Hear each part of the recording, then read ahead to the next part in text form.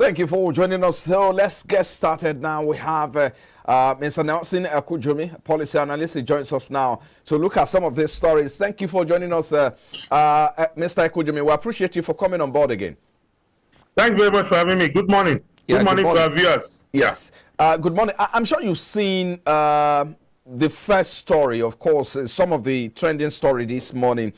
First is the issue of President requesting for, would I say, the National Assembly extension of the 2022 budget implementation by 6 months. So what's your your take on this? Because I remember there was a time we talked about limiting the budget implementation, the budget circuit between January and December. So what has changed? Well, what has changed is that the law was made for man and not man for the law. And the society being dynamic, you should recognize that emergency could arise at any time.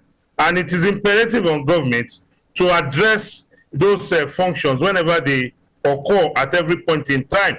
And that is the reason why, with regards to the extension of the implementation of the 2023 budget, the National Assembly is trying to, the president is seeking, an extension for about 6 months.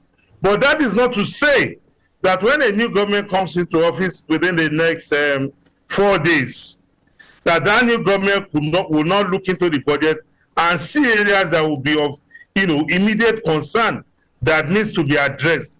So, like I started earlier on, the law was made for man and not man for the law. So, at every point in time where there is need to tweak the law to suit humans' existence, it is imperative on human beings to do the needful. Again, there are concerns that this will bring about a kind of, instability in the planning and in the spending as well. That is one. Also, some people have also said that this will create a kind of channel for embezzlement, for diversion of state funds. And so what are your, do you have those concerns? Should we be concerned about this?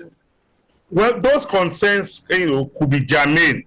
But as citizens, as representatives of the people who are in the National Assembly, they have oversight functions, to check on these activities. So if persons have been allotted a task and extra amount of money has been appropriated for it, it behoves on us as citizens to ask questions. If, for example, 20 public toilets has been earmarked in the 2022 Appropriation Act, it behoves on us to ask, where are these toilets? Where have they been built? If the money appropriated to them has not been released, it does not mean that money has been embezzled, because there are two different things.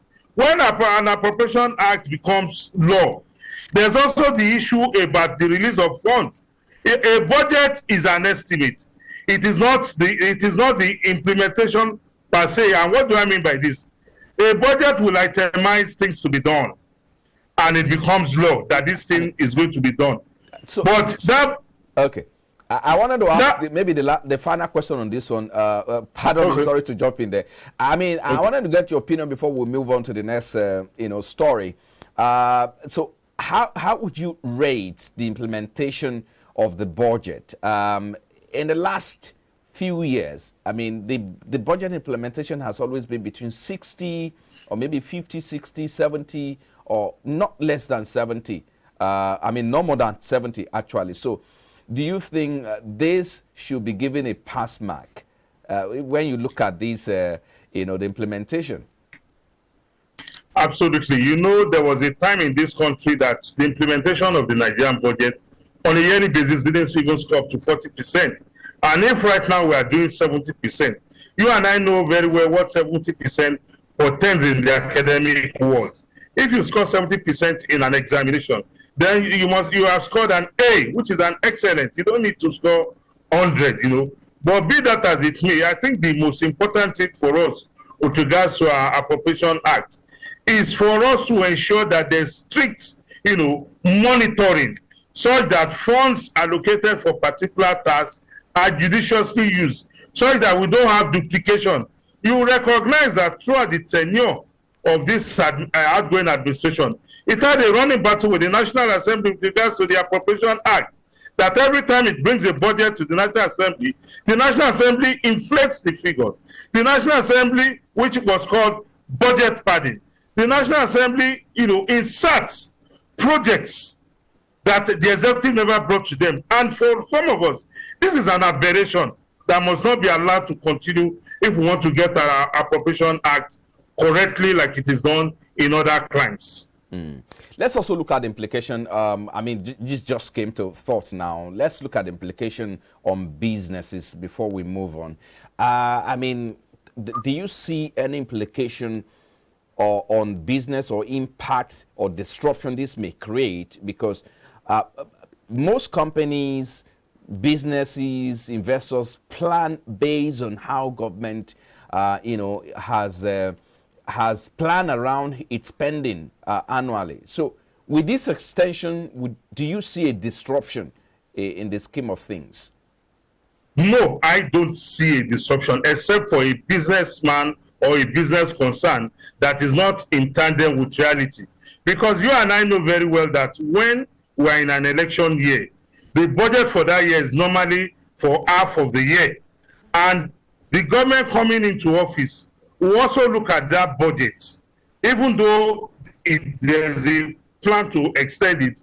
We'll look at that budget, we'll look at those things it needs to add, to bolster the economy if there is need to do. We'll look at those areas that needs proper engagement or scaling of, resources to get, better results. So I don't see it upturning or affecting businesses in a wrong way, even though I recognize that, the economy of a country like ours relies largely on the government's spending in the Appropriation Act, because the government is the largest driver of the economy, because it's the government funding that determines the direction in which the economy will go. So I don't see any truncation or any adverse effect that this will have on business, except for persons who are not conversant with the way we run our scheme of things in this time,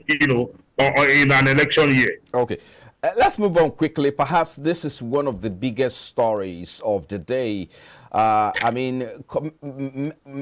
Members of the society can now go to their commercial banks, to request for a debit card that can also double as a national identity card. So how do you see this? Do you think this is a good development in the right direction?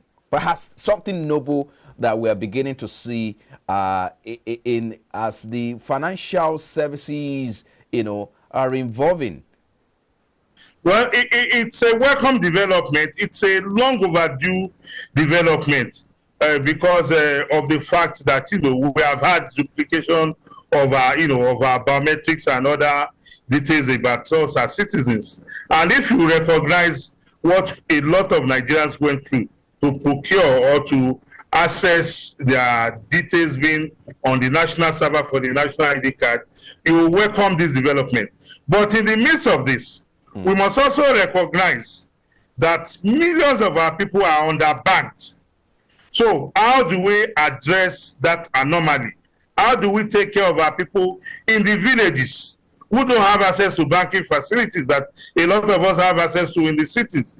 Are we still going to retain the national ID card with them and use it, as a debit card as well? So these are some of the gray areas that we should ask questions about. That how do we, take care of our people who don't have bank accounts? Because for you to access a bank debit card, you must be an account holder with a bank. So how do we ensure our underbanked, populace in the rural areas will be taken care of? And this is where the Nigerian Postal Services, NIPOS, would have come in readily available, because the NIPOS runs a banking services as well. And you and I know very well that there's no local government within the Federal Republic of Nigeria that does not have, a Nigerian Postal Services, offices or system in place there.